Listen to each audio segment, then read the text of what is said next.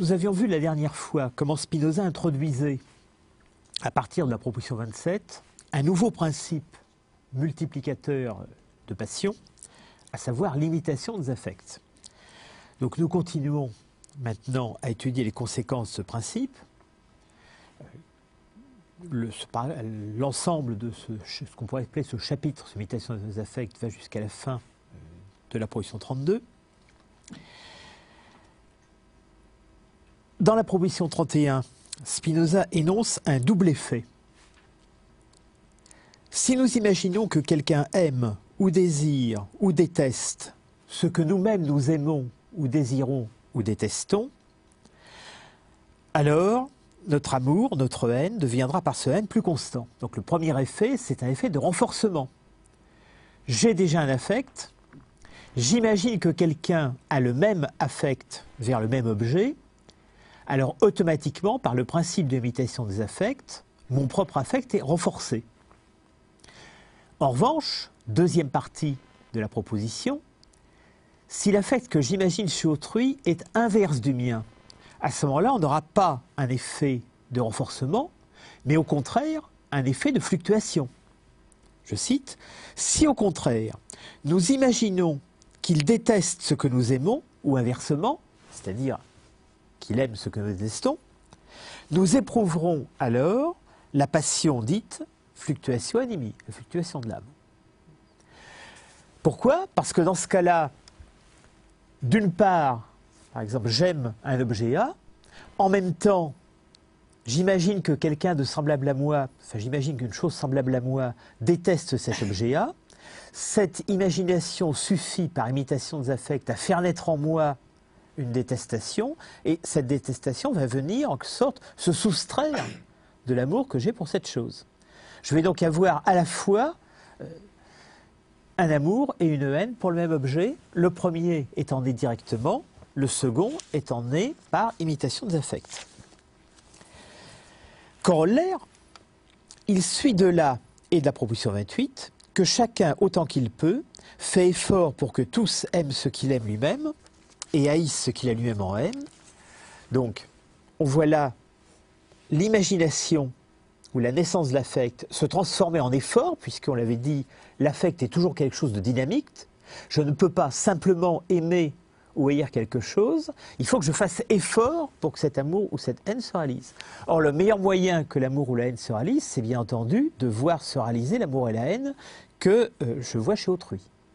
Donc, paradoxalement, en quelque sorte, l'imitation des affects se transforme en, ou a pour conséquence, un effort pour que autrui imite mes propres affects. Si autrui imite mes propres affects, d'une part, ça va renforcer les miens, et d'autre part, ça va diminuer chez moi la fluctuation de l'âme. D'où Scoli, cet amour, pour faire que chacun approuve l'objet de notre amour ou de notre haine, est en réalité de l'ambition. En latin, revera est ambitio.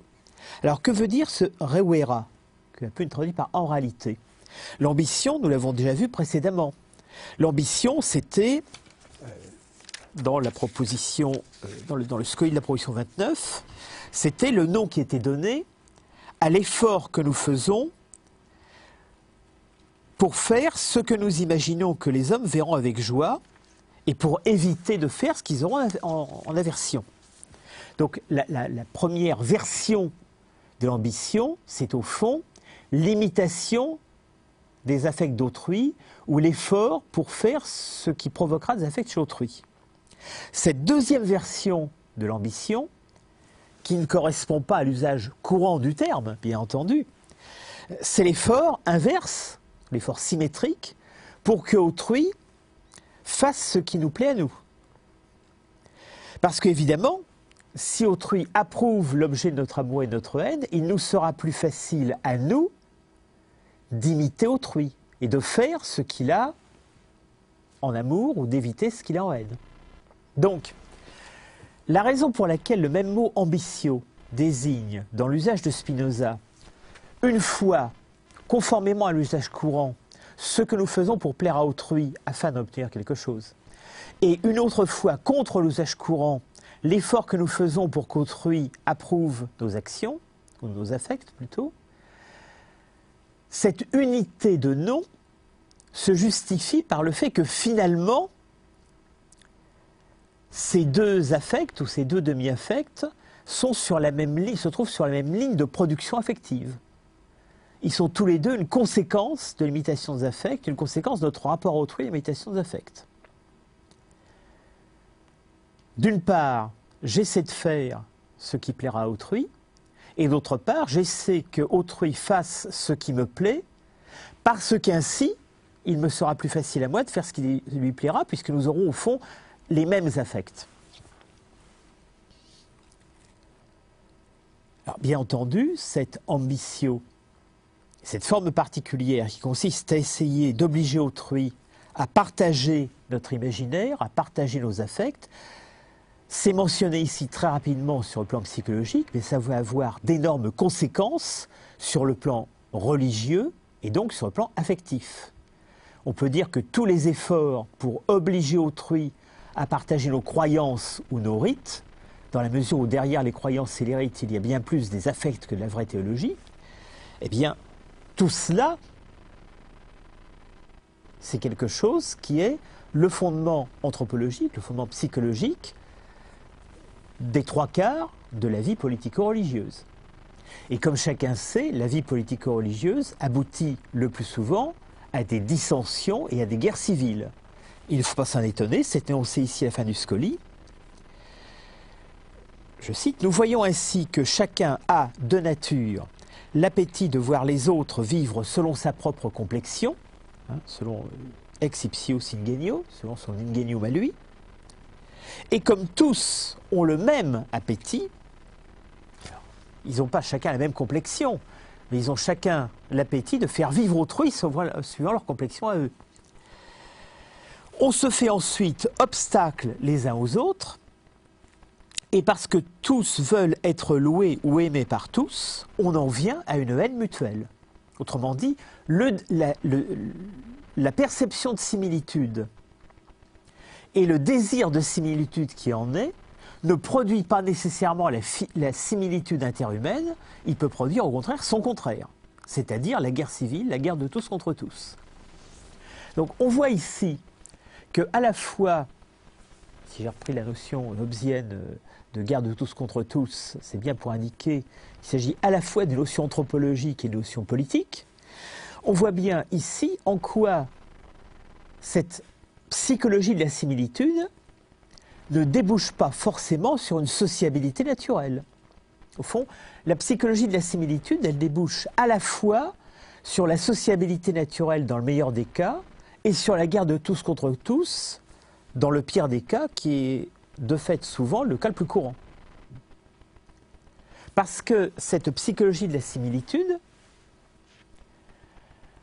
du fait que nous avons des représentations diverses dans notre complexion, du fait que chacun, par son corps, son imagination, ses biographies, a une sorte de cuisine particulière des affects, même si tous, nous voulons que tous nous imitent, ça va amener à ce que chacun veuille que tous les autres imitent une complexion particulière, la sienne. Et comme ces complexions ne se correspondent pas, malgré la similitude générale, eh bien, la volonté de faire que tous m'imitent moi va aboutir, et la volonté de chacun des autres que tous l'imitent lui, va aboutir le plus souvent au chaos généralisé.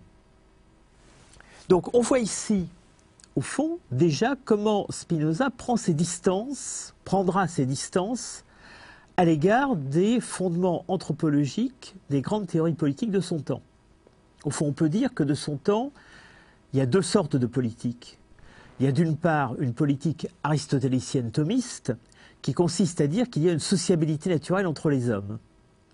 Cette sociabilité naturelle, Spinoza dit dans le traité politique qu'il veut bien qu'en un sens on dise que les hommes sont naturellement sociaux, mais c'est une conception purement linguistique parce que pour lui, elle n'est pas inscrite dans la nature humaine. Elle est plutôt inscrite dans les intérêts des hommes. Les hommes ont intérêt à être sociaux. D'un autre côté, en face des théories aristotéliciennes thomistes, il y a les théories du contrat. les théories pour lesquelles les hommes spontanément ne sont pas sociaux, soit ils sont isolés les uns des autres, c'est le cas chez Rousseau, soit ils ont simplement une sociabilité minimale, c'est le cas chez Locke, soit ils sont simplement en état de guerre de tous contre tous, c'est le cas chez Hobbes. Dans toutes ces théories du pacte, la sociabilité, au sens fort du terme, n'est pas donnée dans la nature humaine. Elle est construite par un engagement volontaire qui est le pacte. Or, chez Spinoza, il y a bien quelque chose qui est donné dans la nature humaine. Ce quelque chose, c'est d'une part le jeu des passions, et d'autre part la similitude perçue qui renforce ce jeu des passions. Mais cette similitude perçue, elle ne provoque pas une sociabilité naturelle. Elle peut la provoquer dans certains cas, elle peut aussi provoquer son contraire. Donc, contre les théories aristotéliennes thomistes, ou même contre les théories utopiques, qui au fond sont une variante. Materon, dans un article célèbre, disait « Une des formes de décomposition de l'aristotélisme », évidemment, l'utopie, ça consiste à dire que les hommes sont sociables naturellement, mais qu'un certain type de société les empêche de réaliser cette sociabilité. Et donc, une société bien construite leur permettra de la réaliser. Spinoza est beaucoup plus sceptique sur le fait que la similitude pourrait produire une sociabilité. La similitude peut aussi produire la guerre des hommes contre les autres. Elle peut produire la volonté de chacun de réduire les autres à sa complexion à lui. Donc, quand ma complexion prend une forme particulièrement religieuse, eh bien, un prosélytisme intempérant qui fait que les catholiques veulent que les autres soient catholiques, que les protestants veulent que les autres soient protestants, et comme ils ne veulent pas, eh bien, ils les massacrent. Donc, scepticisme d'un côté, fondé sur cette anthropologie de la similitude à l'égard de la sociabilité spontanée, et scepticisme de l'autre à l'égard des théories du pacte, tout simplement parce qu'il y a en l'homme quelque chose avant le pacte, qui peut-être pourra permettre quelque chose comme un pacte, c'est ce qu'on verra dans le chapitre 16 du traité logico-politique, mais qui en même temps sera résistant à l'égard du pacte. Puisque tout ce que Spinoza vient de nous montrer dans les 30 premières propositions, c'est que tout ce jeu naturel des passions, que ce soit les passions spontanées ou les passions par imitation, il est totalement indépendant de la volonté. Donc si je m'engage dans un pacte à renoncer à ces passions, ou à renoncer à les effets, ça ne peut être qu'un mensonge de ma part, un mensonge volontaire ou involontaire, mais il est dû à l'illusion que je pourrais avoir un contrôle spontané sur les passions. Or, tout l'effet, tout l'effort des 30 premières propositions de l'éthique 3, c'est de montrer qu'au contraire, ces passions naissent en moi du fonctionnement quotidien de mon corps, de mon imaginaire, de ma relation avec autrui. Donc si je passe un pacte pour dire que je renonce à ces passions, c'est exactement comme si je disais que je renonce à manger ou à respirer. C'est un pacte intenable. Et la cité ne pourra exister que si elle se donne d'autres instruments par-dessus le pacte, outre le pacte. Si elle croit que le pacte suffit, elle va immédiatement à sa propre destruction. Parce que jamais un pacte n'empêchera les gens d'être haineux, tristes, envieux, jaloux, etc., etc. Toutes les passions qu'on a vues ou qu'on va voir dans la suite. Donc, il faut bien être conscient que l'ensemble des passions que Spinoza vient d'expliquer, et celle qui est en train d'expliquer là, à propos de l'imitation des passions, sont des passions indépendantes de notre volonté, et qui au fond fournissent une anthropologie minimale qui va expliquer à la fois les conflits religieux politiques et peut-être les solutions à ces conflits s'il y en a. Donc je continue, position 32. Si nous imaginons que quelqu'un tire de la joie d'une chose qu'un seul peut posséder, nous nous efforcerons de faire qu'il n'en ait plus la possession. Bien entendu. Si quelqu'un a tout seul de la joie de quelque chose que par imitation de son affect, je souhaite posséder aussi, cette similitude perçue par moi va provoquer un effort de ma part pour lui retirer la chose et me l'attribuer. Donc on voit bien ici en quoi le mimétisme n'amène pas du tout à la paix, mais amène au contraire à la guerre. Bien entendu, si j'imite son désir en ce qui concerne une chose qui est partageable, par exemple la connaissance, ou la béatitude, ou l'amour de Dieu, entendons bien, le véritable amour de Dieu, pas l'amour imaginaire. La connaissance, si quelqu'un la possède, quelqu'un d'autre peut la posséder aussi, ça ne retire rien au premier. L'amour de Dieu, l'amour véritable du Dieu véritable, si quelqu'un le possède, quelqu'un d'autre peut le posséder aussi, ça n'en tient rien au premier. En revanche, les biens matériels, l'argent, le pouvoir, et même, faudrait-il ajouter, l'amour imaginaire du Dieu anthropomorphe, celui-là, si quelqu'un le possède, il en prive quelqu'un d'autre. Dans toutes les religions idolâtres, dans toutes les religions anthropomorphes, si je veux avoir un rapport particulier à mon Dieu, je vais prier mon Dieu de ne se donner qu'à moi et de me préférer aux autres, que ce soit individuellement ou en tant que collectif. Je peux lui demander de préférer mon Église, de préférer mon peuple, et c'est pourquoi, si je gagne une guerre, par exemple, je fais célébrer un Te Deum pour bien montrer que Dieu m'a préféré moi et a détesté les autres. La preuve, c'est qu'il m'a permis de les vaincre. Donc, ici, dans la proposition 32, on voit bien en quoi l'imaginaire de la similitude peut produire des actions, des efforts destinés à priver autrui de ce qu'il possède, même si spontanément, moi, je n'avais pas d'intérêt particulier dans cette chose. Le simple fait d'avoir vu autrui s'en réjouir suscite en moi l'imitation de son affect, donc, comme on ne peut pas être deux à jouer à la même chose, la volonté de lui prendre. Scoli. Alors, ce scoli de la proposition 32 est très important parce que, d'une certaine façon, il clôt tout ce chapitre des propositions 27-32. Ce n'est pas simplement un scoli de la proposition, et c'est un scoli de l'ensemble de ces propositions sur l'imitation des affects. Il revient sur plusieurs des points qui ont été abordés. Début. Nous voyons ainsi qu'en vertu de la disposition de leur nature, les hommes sont généralement prêts à avoir de la commisération pour ceux qui sont malheureux et à envier ceux qui sont heureux, et que leur haine pour ces derniers est d'autant plus grande qu'ils aiment davantage ce qu'ils s'imaginent dans la possession d'un autre. Donc, première conclusion, ce n'est pas par vertu que nous avons de la pitié ou de la commisération par les malheureux, c'est parce que c'est inscrit dans le fonctionnement de notre nature. Le simple fait de voir quelqu'un malheureux suscite en nous, par imitation, une tristesse analogue à la sienne, et donc pour nous débarrasser de sa tristesse, nous préférerions le débarrasser de cette misère. Deuxièmement, si nous sommes envieux, haineux à l'égard de ceux qui sont heureux, à l'égard de ceux qui possèdent quelque chose que nous ne possédons pas, ce n'est pas par un vice, ce n'est pas par un défaut de notre nature, là aussi c'est par le fonctionnement normal de notre nature. Ce fonctionnement normal fait que quand nous voyons quelqu'un posséder quelque chose et se réjouir de ce qu'il possède, le même sentiment naît en nous par imitation, même si auparavant nous n'avions aucune idée concernant cette chose. Et comme cette chose ne peut peut-être pas se partager, à ce moment-là, nous désirons la voir et donc nous désirons qu'il en soit privé. C'est la définition de l'envie. Donc, ce que Spinoza est en train de souligner ici, c'est que aussi bien la commisération que l'envie, que la tradition judéo-chrétienne montre l'une comme une vertu, l'autre comme un vice, sont simplement des effets normaux de la nature humaine. Deuxième chose à remarquer, toujours sur la même phrase, c'est que là je dis ce sont des effets normaux de la nature humaine. On pourrait dire la nature humaine provoque tel ou tel effet. Et il va le dire de cette façon à la suite. Mais il faut remarquer à quel point la formulation qu'il utilise ici au début de la phrase est contournée. Il dit « videmus itaque », c'est pourquoi nous voyons « cum hominum natura plerumque ita comparatum esse ut ».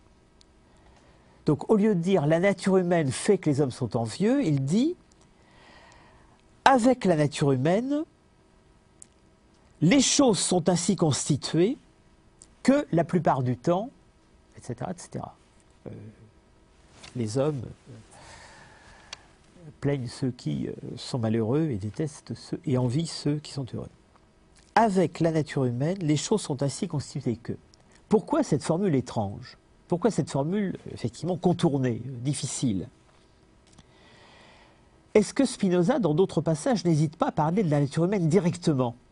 Oui, mais remarquez que quand il parle de la nature humaine directement, c'est presque toujours pour souligner des aspects négatifs, pour souligner que quelqu'un qui se croit exceptionnel n'est pas une exception.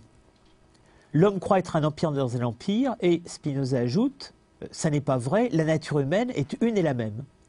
C'est-à-dire quand il utilise une formule simple, comme la nature humaine est une et la même, c'est toujours dans un effort négatif. C'est pour réfuter une illusion, pour réfuter le fait qu'on croit que quelqu'un est une exception, ou que les nobles n'ont pas le même caractère que le commun des mortels, ou que les hommes n'ont pas les mêmes caractéristiques que les animaux, etc., etc. Mais quand il s'agit de souligner un effet positif, au lieu de dire la nature humaine provoque cela, Spinoza utilise plusieurs fois cette expression un peu contournée, avec la nature des hommes, les choses sont ainsi faites que. Comme s'il voulait mettre un détour entre la notion de nature humaine et l'effet qui est censé s'en tirer. Alors, cette étrangeté apparente est sans doute à mettre en relation avec quelque chose qui est souvent souligné, le fait que Spinoza ne donne jamais de définition de nature humaine. Le fait que dans la petite physique, plutôt dans les postulats qui suivent la petite physique de Éthique 2, au lieu de dire voilà ce qu'est la nature humaine, Spinoza se contente d'énoncer un certain nombre de traits qui caractérisent les hommes et qui sont beaucoup plus de l'ordre du degré que de l'ordre de la nature. Les hommes ont des relations plus complexes que d'autres avec leur environnement, ils ont une structure interne plus complexe que d'autres animaux, ils affectent et ils sont affectés de plus de façons que les autres. Donc tout se passe comme si Spinoza éprouvait la plus grande réserve à définir une nature humaine, alors que c'est un des jeux préférés de la plupart des philosophes. Lui, il n'aime pas ça du tout. Il n'aime pas définir une nature humaine, il n'aime pas définir directement des effets de la nature humaine. Il préfère dire, avec la nature humaine, les choses sont ainsi faites que. Autrement dit, on sait qu'il y a un fonctionnement naturel des hommes, mais au lieu d'en déduire de façon abstraite, voilà ce que ça va produire, il aime mieux, au fond, déduire d'un certain nombre de traits typiques, à savoir l'existence de l'imagination, la complexité du corps humain, le fait que les événements que rencontre le corps humain laissent des traces dans la structure du corps, et c'est tout. Il ne prétend pas que ça définit la nature humaine dans son ensemble, il prétend qu'il lui suffit d'avoir énoncé ces 3 ou 4 traits pour déduire tout ce dont il a besoin. Autrement dit, il a non pas une définition forte de la nature humaine, mais quelque chose comme un répertoriage sobre, un inventaire pauvre de quelques traits qui caractérisent les hommes, et à partir de cet inventaire pauvre, eh bien, cela lui suffit pour dérouler le jeu entier des passions. D'où je pense cette formule très réservée, cum hominum natura, ita comparatum est. Avec la nature des hommes, les choses sont ainsi faites que. Et mieux, il ajoute plerumque, en général, la plupart du temps, dans la plupart des cas. Ce qui laisse penser qu'il peut y avoir des cas exceptionnels, qu'il peut y avoir des situations plus compliquées. Non pas du tout des choses qui échappent aux lois de la nature, mais des choses qui relèvent de conséquences plus particulières ou plus singulières des lois universelles de la nature. Deuxième partie du Scoli maintenant. Nous voyons en outre que la même propriété de la nature humaine, d'où suit qu'ils sont miséricordieux, fait aussi qu'ils sont envieux et ambitieux. Donc là, la cause, ce n'est pas la nature humaine en général, c'est telle propriété de la nature humaine. Alors pourquoi il souligne ça? C'est la même propriété. C'est la même propriété, c'est-à-dire l'imitation des affects, qui produit à la fois ce que les moralistes appellent un vice et ce qu'ils appellent une vertu. Donc, alors que les moralistes diraient la miséricorde, c'est vraiment le sommet de l'essence de l'homme, et l'envie, c'est un vice, donc c'est une sorte de défaut par rapport à la nature humaine, la réponse de Spinoza, c'est pas du tout. Ce ne sont pas deux régions différentes de l'humanité, c'est la même. C'est le même fonctionnement qui, dans certaines circonstances, va produire l'envie et qui, dans d'autres circonstances, va produire la commisération. Donc, c'est à la fois une façon de souligner que son discours n'est pas un discours d'estimation, il ne s'agit pas de distribuer des bons et des mauvais points. Pourtant, il n'exclut pas a priori d'avoir un tel discours. Dans la deuxième partie de Éthique 4, il cherchera effectivement, parmi les affects, lesquels sont bons, lesquels sont mauvais, et dans quel cas ils le sont. Mais pour l'instant, il n'en est pas là. avant de pouvoir procéder à un discours évaluatif, il faut d'abord décrire de façon génétique les affects tels qu'ils sont. Donc ce qu'il reproche aux moralistes et aux théologiens, ça n'est pas nécessairement d'avoir un discours évaluatif, lui-même s'autorisera à en avoir un, mais lui, il ne s'autorisera à avoir un discours évaluatif qu'après avoir eu le discours descriptif et génétique. Ce que font les théologiens, c'est le contraire, c'est de commencer par condamner un certain nombre de vices, d'approuver un certain nombre de vertus, et après éventuellement de se demander comment ça marche. Alors qu'ils auraient dû commencer par là. Enfin, dernière partie du Scoli, et là on peut considérer que cette dernière partie du Scoli est en quelque sorte une sorte de Scoli de la proposition 27. C'est-à-dire cette proposition qui, de façon si elliptique, introduit l'imitation des affects. Je le lis. Enfin, si nous voulions consulter l'expérience, nous éprouverions qu'elle nous enseigne tout cela, surtout si nous avions égard à nos premières années. Alors, cette référence à l'expérience est très importante, parce que, comme on le sait, Spinoza utilise toujours deux sortes de références pour établir quelque chose. Il peut soit faire référence à des démonstrations rationnelles, soit faire référence aux leçons d'expérience. À ses yeux, ces deux modes d'enseignement ne se contredisent jamais. Quand on prétend que l'expérience contredit la raison, c'est qu'on tire mal les conséquences de l'expérience. On a vu qu'il réfutait de fausses leçons de l'expérience au début de Éthique 3. Donc, ici, il commence à tirer des leçons positives de l'expérience. Alors, quelle va être la fonction de l'expérience? Non pas du tout de nous enseigner des théorèmes supplémentaires par rapport à ceux qui ont été déjà démontrés, mais de nous les rendre plus lisibles, de nous faire mieux comprendre quelque chose que la raison avait démontré, mais qui peut-être nous échappait dans sa consistance concrète. Alors, quelle expérience ici? Est-ce que c'est mon expérience à moi, Spinoza? Non, c'est une expérience que tout le monde peut faire. Donc l'expérience, c'est à la fois quelque chose d'individuel et quelque chose d'interhumain. Et plus exactement, c'est quelque chose d'interhumain que non seulement nous pouvons tous faire, mais que nous pouvons observer chez autrui, et chez une sorte particulière d'autrui, les enfants. Alors Spinoza parle assez peu de l'enfance, mais quand il en parle, c'est toujours dans des passages extrêmement révélateurs. Alors qu'est-ce qui intéresse Spinoza ici, chez les enfants? Qu'est-ce que l'expérience nous apprend quand nous regardons les enfants, qu'elle ne nous apprendrait pas quand nous regardons les autres hommes adultes? Eh bien, au fond, c'est que les enfants, il va le dire un peu plus loin, ont un corps qui est continuo veluti in equilibrio, continuellement comme en équilibre. Alors, il faut élucider cette expression avant de passer à la suite. Pourquoi le corps des enfants est continuellement comme en équilibre? L'intérêt d'être en équilibre, c'est que quand un objet est en équilibre, ça veut dire qu'un léger mouvement peut lui faire perdre cet équilibre. Donc un léger mouvement va l'entraîner dans un sens ou va l'entraîner dans un autre. En quoi est-ce que c'est caractéristique du corps des enfants et du coup de leur imaginaire? Bien, peut-être que le corps des adultes, lui, n'est pas en équilibre. Tout simplement parce que le corps des adultes a trouvé, pour chaque adulte, une forme de conatus, une forme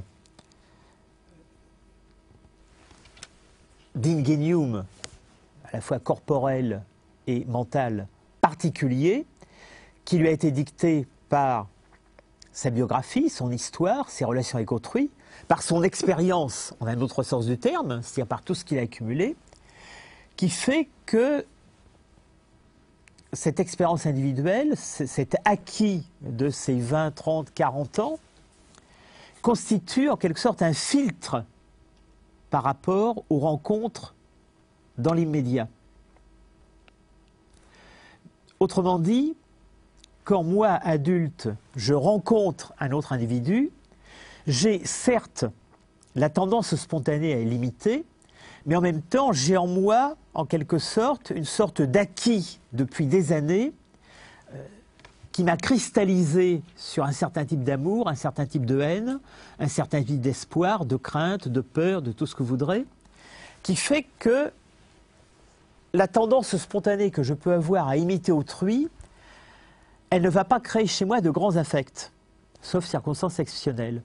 Elle ne va pas créer de grands affects parce qu'elle va se heurter à d'autres affects qui sont déjà présents et enracinés en moi.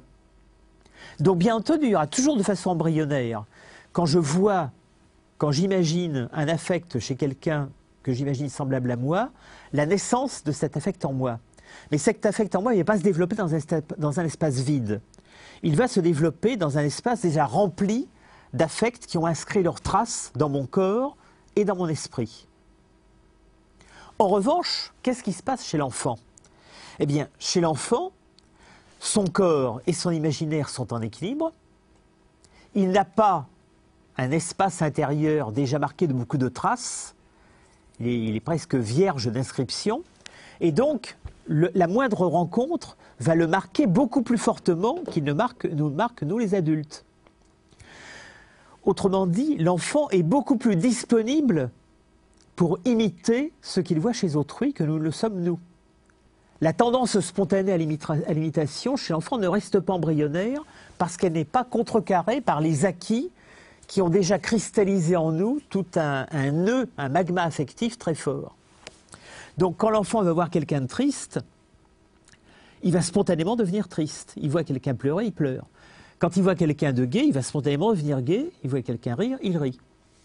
Pourquoi? Ce n'est pas du tout à cause d'une nature particulière de l'enfance. Ce trait naturel, l'imitation des affects, il le partage avec les adultes, mais chez lui, ce trait n'est contrecarré par rien, du fait de son équilibre.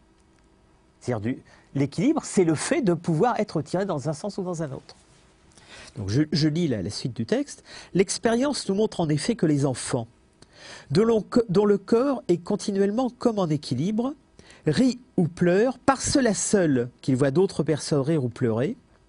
Tout ce qu'ils voient faire par autrui, ils désirent aussitôt l'imiter, et ils désirent enfin tout ce à quoi ils imaginent que d'autres prennent plaisir. Donc, ils rient ou pleurent, c'est l'imitation immédiate d'un affect. Ce qu'ils voient faire par autrui, ils désirent aussitôt l'imiter, c'est l'imitation immédiate d'une action. Et ils désirent enfin tout ce à quoi ils imaginent que d'autres prennent plaisir, c'est l'imitation immédiate d'un objet. Autrement dit, le corps et l'imaginaire des enfants ne sont pas déjà marqués, comme les nôtres, par des objets, des actions, des affects. Ils sont, en quelque sorte, immédiatement perméables à ceux d'autrui. Et du coup, nous comprenons pourquoi nous-mêmes, chez nous, l'imitation des affects, même s'il y a un pouvoir multiplicateur immense, n'est pas le seul trait, n'est pas assez fort pour que nous la remarquions en permanence chez nous, chez autrui, chez les autres adultes. Nous ne la remarquons pas parce que, au fond, l'imitation immédiate de l'affect d'autrui est chez nous masquée par des imitations plus anciennes ou par des effets plus anciens du désir, de la joie et de la tristesse fondamentaux. Donc, il faut bien voir que l'usage que fait Spinoza ici de l'exemple de l'enfant est très instructif sur sa façon de raisonner. Au fond, comment il a ici recours à l'expérience? Il ne se contente pas de citer une expérience. L'expérience, pour lui, ce n'est pas un donné.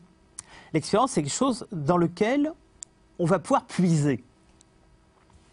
Et dans ce donné immédiat qu'est la tendance d'enfant à l'imitation, il puise, il trie en quelque sorte pour montrer que derrière cette tendance d'enfant à l'imitation, il y a une tendance générale que nous partageons tous, mais que précisément chez nous-mêmes, nous ne repérons pas parce qu'elle est masquée par d'autres aspects.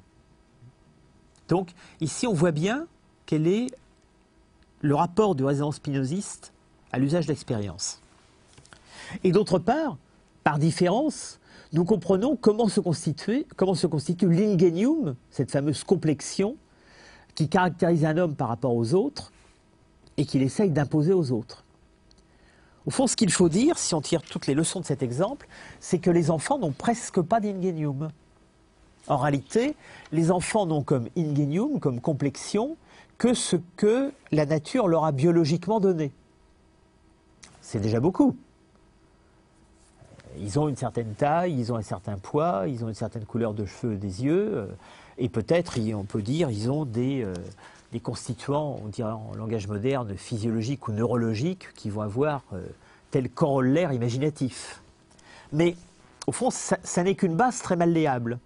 Et cette base très malléable, elle va être transformée, augmentée sur certains points, diminuée sur d'autres, par l'éducation qui va leur être donnée. Mais il faut bien voir que cette éducation, ça n'est pas l'instruction, c'est l'éducation qui leur est donnée en permanence par les exemples d'autrui. Tout ce qu'ils vont acquérir par imitation et qui va laisser des traces dans leur corps et dans leur imaginaire, qui ensuite vont constituer leur identité propre. Donc l'identité de quelqu'un, sa complexion, c'est à la fois ce qui lui était donné à sa naissance et tout ce qui s'est accumulé en lui par les rencontres qu'a fait son corps avec l'extérieur, et notamment cette forme privilégiée de rencontre imaginative qu'est l'exemple et l'imitation. Donc nous comprenons pourquoi des corps finalement très semblables, comme sont les corps de tous les hommes, assez semblables pour qu'ils soient perçus comme en gros semblables par nos imaginaires, donnent pourtant des complexions extrêmement différentes, donc assurent que le mouvement non moins naturel, qui est celui par lequel nous faisons effort pour qu'autrui imite notre complexion, va provoquer les plus grands dégâts dans les relations interhumaines.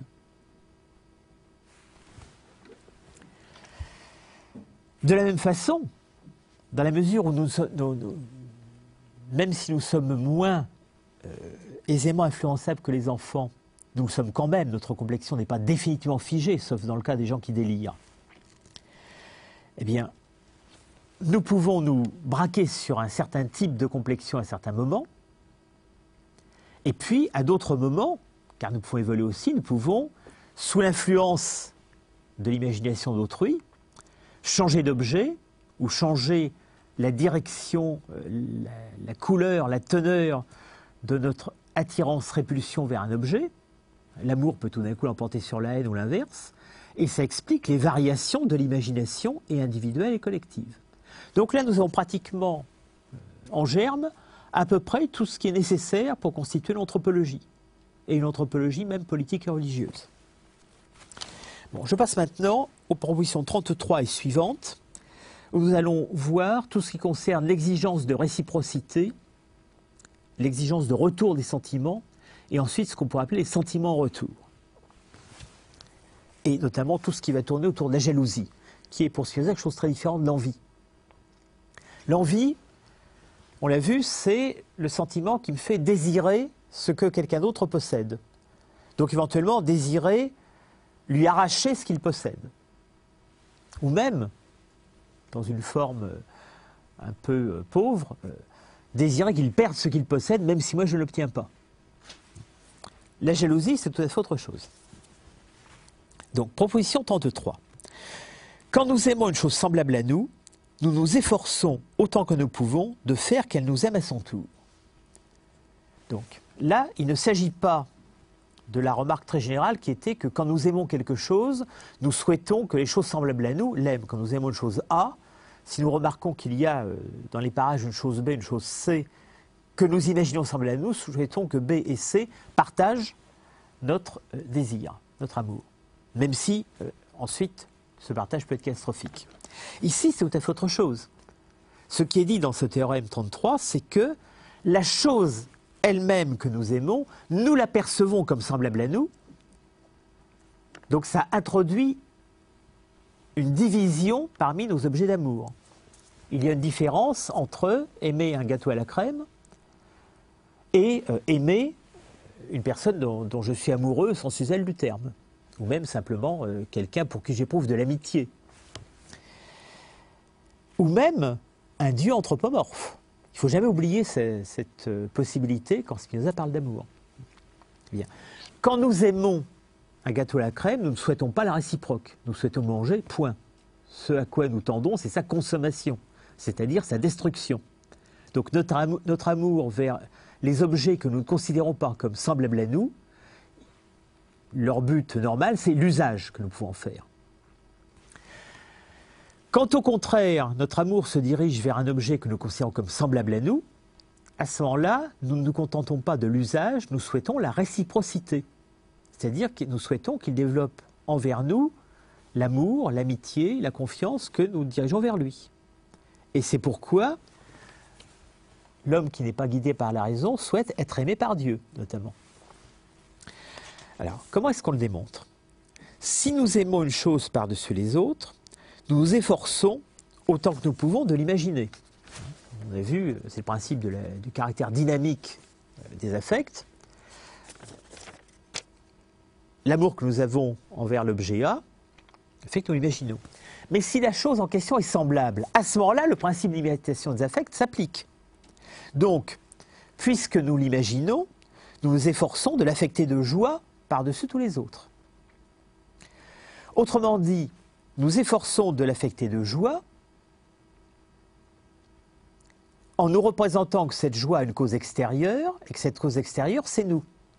Mais la joie avec une cause extérieure, par définition, c'est l'amour. Donc nous souhaitons qu'il nous aime à son tour. Donc, alors que dans la morale traditionnelle, la psychologie traditionnelle, on pourrait penser que le fait de souhaiter être aimé de celui qu'on aime, c'est quelque chose qui va de soi, Spinoza estime qu'on a besoin de démonstration. Et cette démonstration, après tout, n'est pas évidente. Il faut qu'elle passe, premièrement, par l'effort qu'on fait pour imaginer autrui, et deuxièmement, par le principe d'imitation des affects et son retournement. Autrement dit, pour Spinoza, s'il n'y avait pas ces deux principes multiplicateurs, eh bien, on ne pourrait pas expliquer pourquoi celui qui aime veut être aimé. C'est quelque chose qui, pour Spinoza, n'est pas évident, n'est pas naturel au sens de la spontanéité. Là aussi, il faut un système de loi pour en rendre compte. Et on pourrait dire, et quand quelqu'un aime et ne souhaite pas être aimé en retour, ou pour qui c'est indifférent d'être aimé en retour, eh bien ça veut dire précisément que dans ce cas-là, il ne considère pas celui qu'il aime comme un être semblable à lui. Il le considère comme un objet de consommation. Donc on retombe dans la catégorie du gâteau à la crème.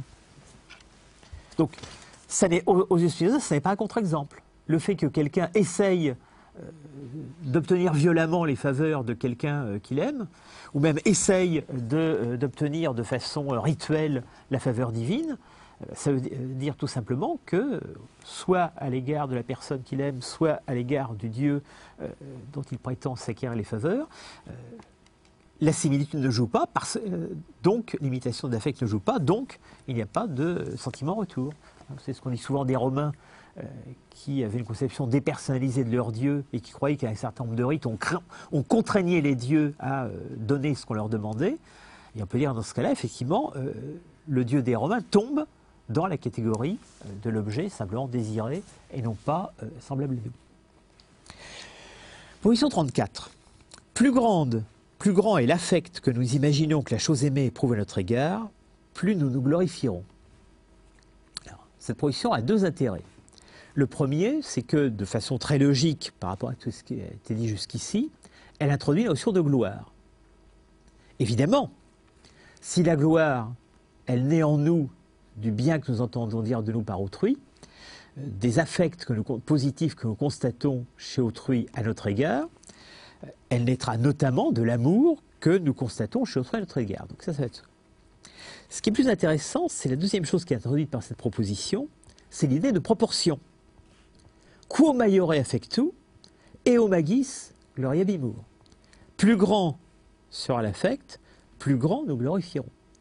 Alors on voit apparaître ici quelque chose qui sera de plus en plus fort dans la suite de l'éthique, à savoir l'idée que les affects sont intéressants, non pas tant en tant que nature pure, mais en tant que degré, en tant que proportion. Et finalement, on l'a déjà dit je crois, pratiquement tout le langage de la fin d'éthique 5, donc le langage du troisième genre de connaissance, le langage de la béatitude, ce sera un langage de proportionnalité. Ce qui après tout ne va pas de soi. On pourrait penser au contraire que quand on arrive du côté de l'absolu, on est loin de la proportionnalité ou de la relativité. Et au contraire, c'est quand Spinoza parle de ce qui est absolu qu'il a besoin d'un langage du relatif. Et on voit bien ici que l'importance de cet affect, c'est le degré à l'égard duquel nous l'éprouvons, et l'importance du fait qu'il y ait des lois des affects, c'est qu'elles nous permettent de calculer ce degré. Ce qui veut dire que dans la suite, quand des affects entreront en conflit, puisque finalement la vie affective, ça n'est jamais que l'histoire du conflit des affects, soit de nos conflits avec autrui à cause des affects, soit des conflits des affects en nous.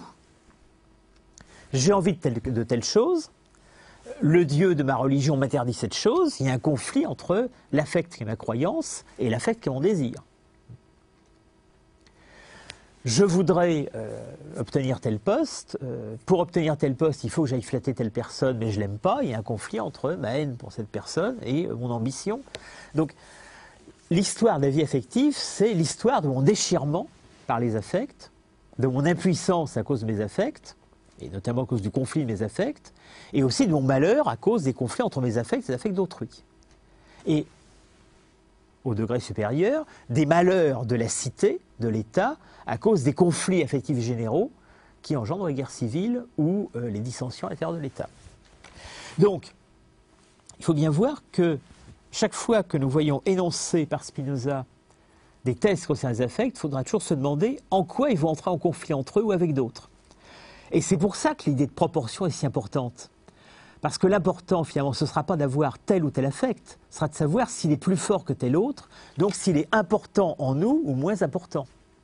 Donc, c'est important de savoir si la gloire que j'éprouve à cause de l'amour que je m'imagine diriger vers moi est plus importante que, par exemple, les raisons de haine que je peux avoir envers autrui, pour savoir si cette gloire l'emportera sur la haine ou si au contraire c'est la haine qui l'emportera sur la gloire. Donc on trouve ici, au fond, tout ce qui va faire à l'âge classique le matériau du théâtre et des romans. Regardez le long monologue du Cid, où il est pris entre son amour pour Chimène, son désir de venger son père, toute une série de sentiments qui se contredisent les uns les autres. Au fond, le théâtre et le roman classique, et peut-être pas seulement le théâtre et le roman classique, l'ensemble de la littérature, est rempli, au fond, ne vit que de ces conflits affectifs dont Spinoza connaît la description, mais que lui, il veut démontrer quant à leur cause. On sait bien que l'amour et la haine peuvent se trouver chez un même individu à l'égard du même objet. On sait que le sentiment de la patrie et le désir de rester chez soi ou la volonté d'obéir à Dieu et le désir de bien matériel peuvent se contredire. Mais moi, je vais vous dire pourquoi. Et je vais vous dire comment c'est possible qu'on les trouve chez le même individu. Donc, il faut bien voir que toutes ces propositions visent finalement à mettre en place cet échafaudage de la conflictualité affective. Et donc à rendre compte, même si c'est au début en passant par des choses extrêmement abstraites, de la vie concrète des affects humains. Position 35. Si quelqu'un imagine qu'un autre s'attache la chose aimée par le même lien d'amitié, ou un plus étroit, que celui par lequel il l'avait seul en sa possession, il sera affecté de haine envers la chose aimée elle-même, et il sera envieux de l'autre. Donc on voit ici se complexifier un peu plus ce sentiment. Alors, d'abord, que ce soit une situation qui arrive souvent, évidemment, elle ne peut qu'arriver souvent, puisque je fais effort pour que autrui partage mes affects. Donc, quand j'aime une chose aimée A, je fais effort pour que B et C, que j'imagine semblables à moi, aiment aussi cet objet aimé A. Donc, déjà, même si l'objet aimé n'est pas semblable à nous, même s'il s'agit d'un gâteau à la crème, s'il n'y a qu'un seul gâteau à la crème, ça crée des conflits. À la fois, je souhaite qu'ils aiment plutôt les gâteaux à la crème que les carottes, c'est-à-dire que je souhaite qu'ils aient un bon goût culinaire et bien entendu avoir du bon goût, savoir le même goût que moi, tout le monde le sait, ils le savent aussi de leur point de vue, et s'il y a pénurie d'aliments, ça va créer une discorde entre nous. Mais cette discorde va atteindre un degré supplémentaire si l'objet aimé, c'est un objet que je considère comme semblable à moi et que probablement B et C considèrent eux aussi comme semblables à nous. À ce moment-là, si j'ai l'impression que le sentiment en retour qu'ils obtiennent est plus fort que le sentiment en retour que j'obtiens, donc j'ai de l'amitié pour A, mais j'ai l'impression que A, lui, a plus d'amitié pour B et C que pour moi, j'en suis très triste, et d'une part, je suis envieux de B et C, et d'autre part, mon amour pour A consiste à se transformer en haine. Pourquoi est-ce qu'ils les voient plus souvent que moi? Pourquoi est-ce qu'il leur a fait un plus beau cadeau qu'à moi? Pourquoi est-ce qu'il écoute leurs conseils et pas les miens, etc., etc. Cela a un nom, ça s'appelle la jalousie. En latin, zélotupia. Spinoza, très classiquement, reprend le terme grec zélotypia. Alors, je saute la démonstration, elle n'est pas intéressante en elle-même, mais on se trouve donc ici avec deux sentiments, deux affects, l'inouïdia, l'envie, qu'on avait déjà analysé précédemment, qui était au fond une conséquence simple de l'imitation des affects, une conséquence simple d'une imitation des affects contre-productive. L'inouïdia, l'envie, est produite même si l'objet de l'amour n'est pas une chose semblable à nous. Il suffit que les co-agents de l'amour, les concurrents, soient semblables à nous. La zélotypia, la jalousie, elle, est un effet plus complexe parce que tout le monde est ici dans la similitude, aussi bien les autres agents que l'objet.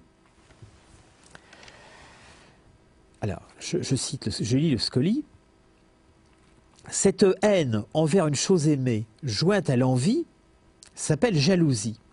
Et ainsi, la jalousie n'est rien d'autre qu'une fluctuation de l'âme. Alors pourquoi une fluctuation de l'âme? Parce qu'évidemment, cette haine à l'égard de l'objet aimé ne supprime pas l'amour qui préexistait. Au fond, le jour où j'ai réussi à ne plus du tout aimer l'objet aimé, j'ai plus de raison d'avoir de la haine à son égard. Ça n'est plus qu'un souvenir. Donc, la caractéristique de cette jalousie, c'est qu'à la fois je déteste l'objet aimé parce qu'il aime plus que moi d'autres, mais en même temps je continue l'objet, je continue à aimer cet objet. Si je ne continue pas à l'aimer, la jalousie ne serait pas alimentée.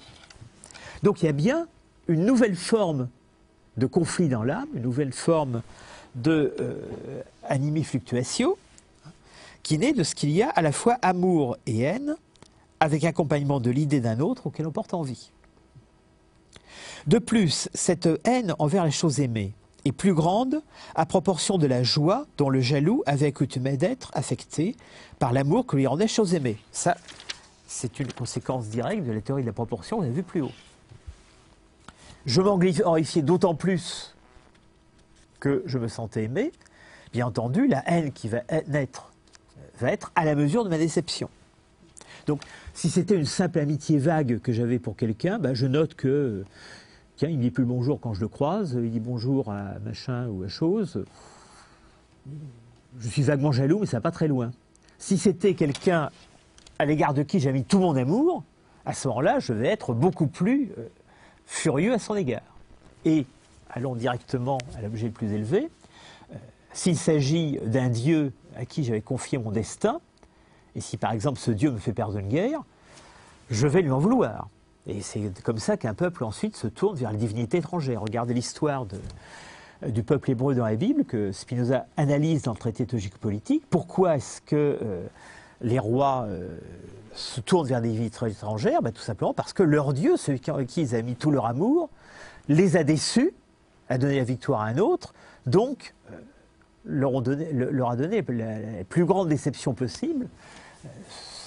Cet amour divin envers eux dont ils se glorifiaient le plus les a totalement déçus, donc ils l'abandonnent.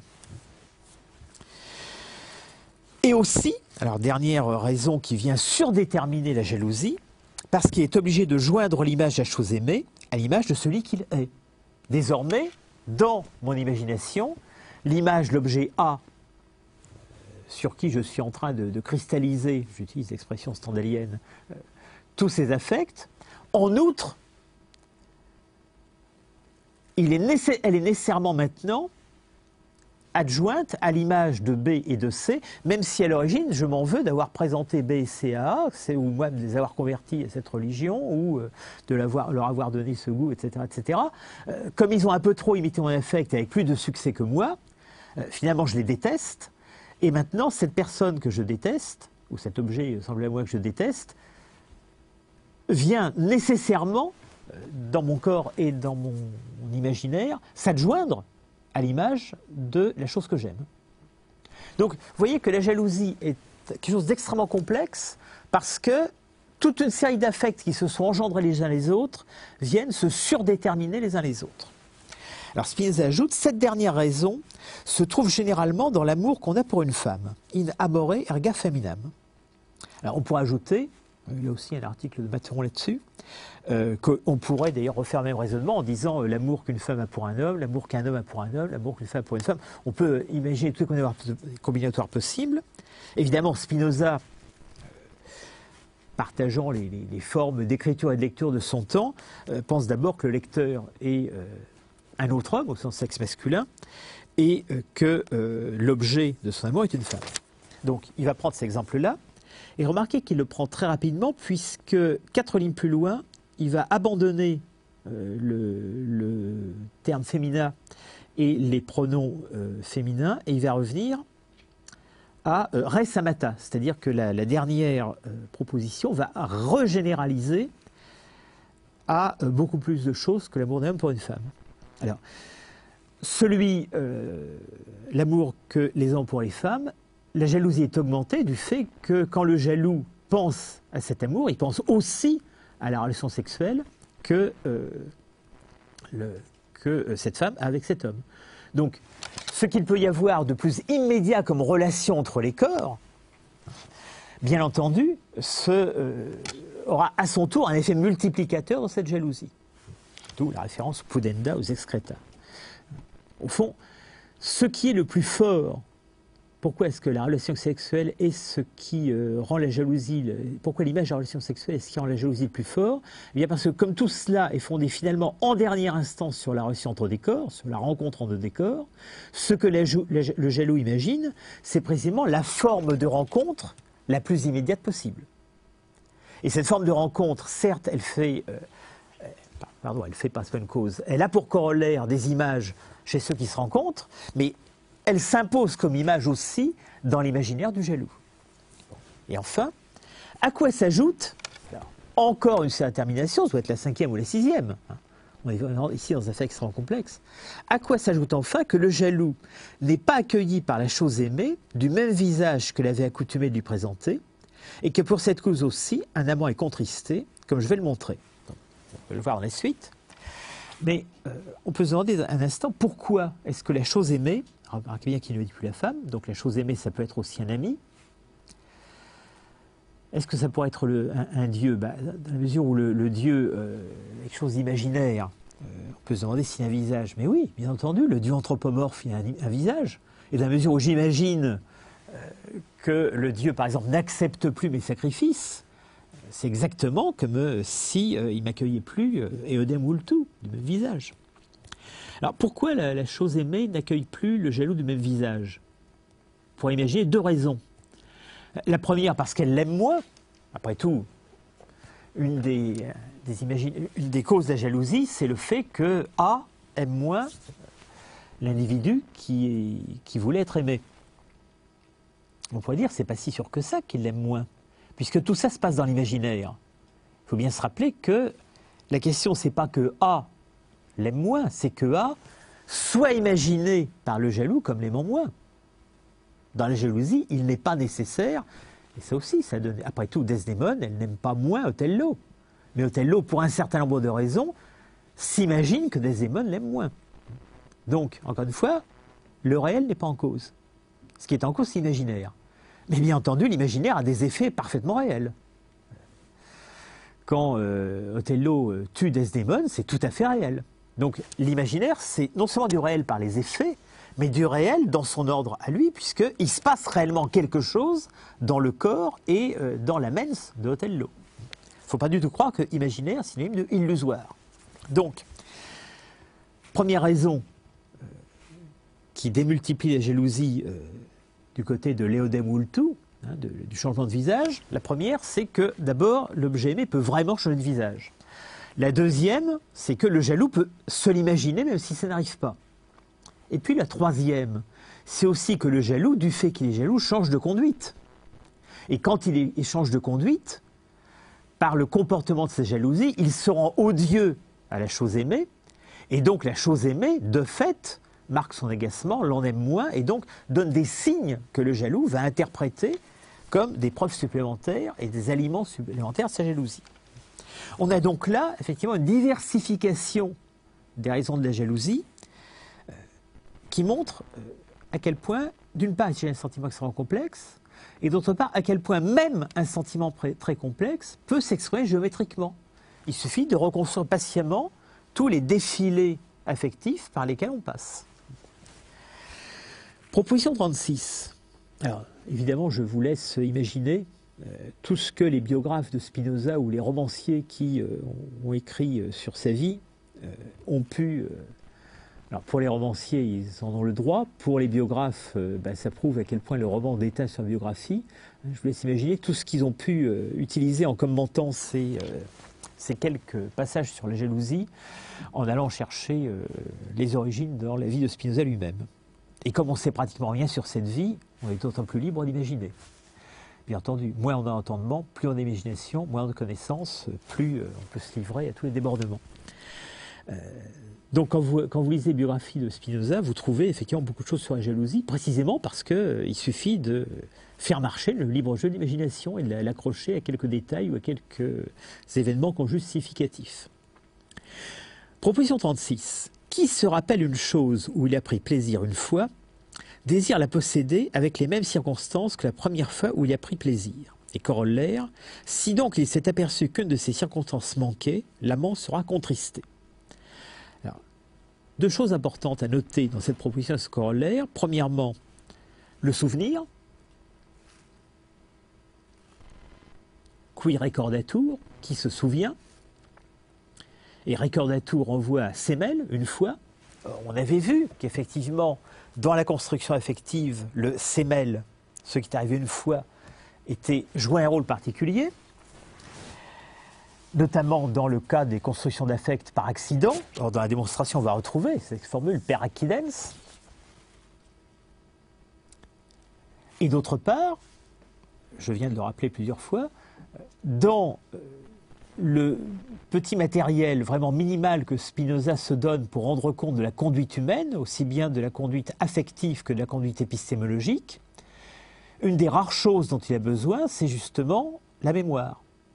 La mémoire qui est inscrite dans notre corps, les rencontres avec le monde extérieur laissent des traces dans notre corps, et ça peut être aussi bien des traces physiques, des traces de la blessure par exemple, ou des traces, on dirait maintenant neurologiques, dans les neurones, dans les synapses, quelque part, mais peu importe justement. C'est ça qui est intéressant. Spinoza n'a pas besoin d'avoir telle physique ou telle physiologie à sa disposition. Il suffit qu'on lui accorde que des traces de ce qui s'est passé dans notre vie sont inscrites dans notre corps. Et c'est tout. Donc que ça prenne la forme de la physiologie du 7e siècle ou que ça prenne la forme de la physiologie ou de la neurologie contemporaine, finalement c'est totalement indifférent. Il n'a pas besoin de savoir comment ça se passe, il a besoin qu'on lui accorde que ça se passe. Et il estime que l'expérience nous a suffisamment montré que ça se passait. Et que ça se passait même beaucoup plus largement que le simple fait de ce que nous croyons être notre mémoire active. Il y a des choses dont nous ne nous souvenons plus en général, mais que tel ou tel événement va nous rappeler brutalement. Et ce rappel brutal va avoir des conséquences imaginaires sur notre comportement. Donc au fond, ce que dit Spinoza ici, c'est que, bien sur ce point comme sur d'autres, il va mettre en application ce fait que notre corps se souvient d'un certain nombre de choses. Notre corps a gardé la trace, même si ce n'est pas une mémoire active, d'un certain nombre de choses. Pratiquement de toutes les choses, même si elles se mélangent, sont confuses, que nous avons vécues. Et puis, eh bien, dans notre imagination, dans notre imaginaire, il y a le corollaire mental de ces traces mémorielles qui sont en nous. Donc dans notre corps, il y a des images laissées par les rencontres avec le monde extérieur. Dans notre imaginaire, il y a les idées de ces images.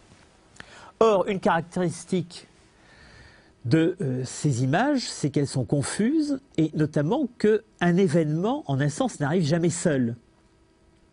Quand une rencontre a lieu, c'est toujours un conglomérat de choses extérieures qui me frappent.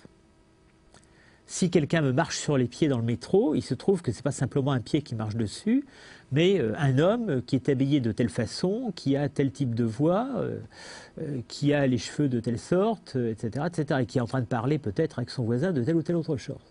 Ce qui fait que la prochaine fois que quelqu'un marchera sur le pied, ou la prochaine fois que je me souviendrai que j'ai mal au pied, ce qui me reviendra à la mémoire, ça ne sera pas simplement le fait qu'on marche sur le pied, mais peut-être le son de la voix de cet homme, la chose dont il parlait, le désagrément que j'avais juste l'instant d'avant à écouter cette conversation, etc., etc. Autrement dit, la mémoire est toujours une mémoire associative. Bien entendu, il y a un effet affectif. C'est-à-dire que quand j'ai pris plaisir à quelque chose, j'ai pris plaisir à la fois à une chose extrêmement particulière et en même temps dans ma mémoire, cette chose particulière s'est associée à d'autres choses. Ce que Spinoza appelle les circonstances. Donc ma mémoire affective, mon imaginaire affectif, lie automatiquement l'objet précis, ponctuel de mon désir ou de ma joie, ou de ma tristesse évidemment, à d'autres objets qui étaient parus en même temps, qui n'avaient aucune raison particulière de me causer de la joie, de la tristesse ou du désir, mais qui ont été par ces circonstances liées per accidens, par accident, à cette chose. Donc quand la chose va revenir, non seulement elle va me faire souvenir de circonstances, mais elle va me faire désirer ces circonstances. D'où, qui se rappelle une chose où il a pris plaisir une fois, désire la posséder cum isdem circumstantiis, avec les mêmes circonstances que la première fois où il a pris plaisir. Autrement dit, ce que Spinoza est en train de décrire ici, c'est une sorte de compulsion de répétition. J'utilise le terme psychanalytique qu'évidemment il n'utilise pas, mais c'est un des passages où, bien qu'il n'y ait rien à voir fondamentalement entre Spinoza et Freud, puisque chez Spinoza il n'y a pas d'inconscient au sens scientifique du terme, on a quelque chose qui fait penser à des phénomènes que la psychanalyse repérera. C'est-à-dire que celui qui a aimé telle chose, telle personne, tel incident particulier lié à telle circonstance, voudra que ça se reproduise de la même façon. Et bien entendu, si le plaisir ou la tristesse elles-mêmes se reproduisent sans leurs circonstances, eh bien, la tristesse sera diminuée, ce qui n'est pas très dommage, mais le plaisir ou la joie aussi sera diminué, et en conséquence, il sera triste, alors même qu'il obtient la joie qu'il voulait. Regardons la démonstration de corollaire. Donc, corollaire, si donc il s'est aperçu qu'une de ces circonstances manquait, l'amant sera contristé. Démonstration. Quand en effet il s'aperçoit qu'une circonstance fait défaut, il imagine quelque chose qui exclut l'existence de la chose. Et comme par amour, il a le désir de cette chose, cette circonstance, en tant qu'il imagine qu'elle fait défaut, il sera contristé. Le mot important, c'est évidemment ici, il imagine. Autrement dit, cette exclusion, elle est imaginaire. La circonstance ne détruit pas la chose elle-même. Donc la première fois que j'ai rencontré un tel, il avait un manteau rouge, et chaque fois que je le rencontre, je reprends ce manteau rouge, il n'a plus ce manteau, je rends triste. En fait, l'absence de ce manteau ne détruit absolument pas quoi que ce soit. Mais moi, je l'imagine. Donc, encore une fois, ici, on a là un processus de diminution affective. La joie que j'éprouve à revoir telle personne que j'aime bien est diminuée, le plus souvent sans que je m'en rende compte, par l'absence d'une circonstance qui accompagne notre première rencontre. En elle-même, cette circonstance n'a rien qui doive détruire cette joie. La destruction est totalement imaginaire et néanmoins totalement réelle.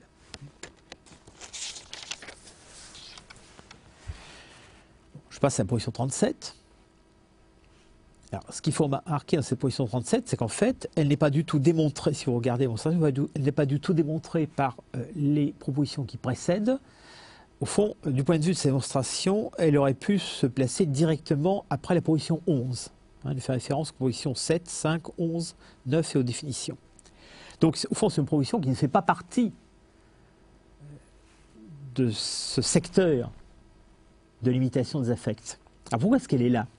Elle est là parce qu'elle n'a pas d'intérêt en elle-même. C'est ce qu'on pourrait appeler un théorème outil. C'est un théorème qui va servir à démontrer la position 38. Donc, Spinoza, qui n'en a pas eu besoin jusqu'ici, n'a pas vu l'utilité de placer ce théorème purement utilitaire à ce qui serait sa place normale, par exemple en 12e position. il le place juste avant le théorème qu'il va servir à démontrer. Un peu comme le médecin qui doit soigner quelqu'un va chercher dans sa mallette l'instrument qui n'est pas sorti au départ, mais dont il va avoir besoin maintenant. On va rencontrer ensuite un autre cas de même genre. Donc, proposition 37, le désir qui prend naissance à cause d'une tristesse ou d'une joie, d'une haine ou d'un amour, est d'autant plus grand que l'affection est plus grande. Autrement dit, de nouveau, comme on a vu un peu précédemment, on énonce ici une proportion, une règle de proportionnalité entre affects. Et cette règle de proportionnalité, elle concerne, au fond, le désir qui est un désir de second rang. Un désir qui est né à la suite d'un autre affect. Et ce qu'on énonce, c'est que l'intensité de ce désir se mesure à l'intensité de l'affect de premier rang dont il est né. Alors maintenant, on peut passer à la position 38, pour lequel cet outil va être utile. Position 38. Si quelqu'un commence d'avoir en haine une chose aimée, donc on est toujours dans le cas de la jalousie, maintenant il s'agit de mesurer les effets. Si quelqu'un commence d'avoir en haine une chose aimée, de façon que l'amour soit entièrement aboli, de façon qui, en un sens, plus de jalousie au sens strict, mais il va rester quelque chose, il va rester l'affect de haine pure, il aura pour elle, à cause égale, plus de haine que s'il ne l'avait jamais aimée, et d'autant plus que son amour était auparavant plus grand. Autrement dit, A, plutôt X rencontre un objet A qui lui est indifférent. Pour une raison ou pour une autre, il se met à le détester. Soit parce que l'objet A lui a marché sur le pied, soit parce qu'il a imité la haine que des gens D ou E avaient pour cet objet A. Bon. Il naît en lui une certaine haine à l'égard de cet objet A. Cette haine est, disons, moyenne. Et donc on puisse la mesurer sur une échelle des affects par 3/5. Maintenant, prenons un autre cas. Le même individu X rencontre un objet A qu'il imagine semblable à lui, pour lequel il a de l'amour. Il en attend un amour en retour, qu'il obtient peut-être un certain temps, mais des agents B et C développent aussi de l'amour avec cet objet A, et c'est à eux que l'objet A rend plus d'amour qu'il n'en rendait au sujet X. Le sujet X va développer de la haine désormais à l'égard de cet objet A. Et peut-être cette haine va croître de façon telle qu'elle arrivera à supprimer totalement son amour. Donc il va se retrouver dans une situation où il aura pour l'objet A de la haine purement et simplement. On a donc deux cas dans lesquels un individu X a pour un objet A uniquement de la haine. Mais dans le premier cas, il a de la haine sans qu'il n'y ait rien eu avant. Dans le deuxième cas, il a de la haine alors qu'il a eu de l'amour avant. Eh bien, Spinoza est en train d'annoncer ici que cette haine qui vient après un amour est plus grande que s'il n'y avait rien eu avant. Donc, on la notera par 4 ou 5/5, alors que l'autre, la haine qui venait en terrain neutre, était notée par 3/5.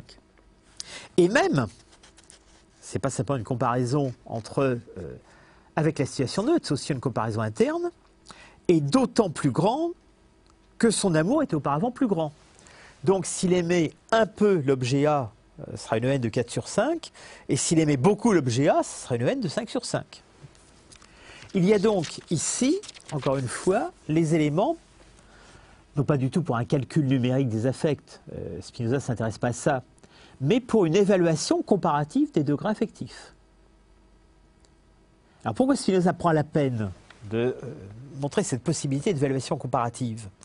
Tout simplement parce qu'à ses yeux, il faut expliquer comment ensuite, dans la vie concrète, les gens vont se comporter, c'est-à-dire comment ils vont abandonner certains affects pour d'autres, comment, alors qu'ils sont mus par certains affects vers un objet et par d'autres affects vers un autre objet, ils vont finalement privilégier telle conduite plutôt que telle autre.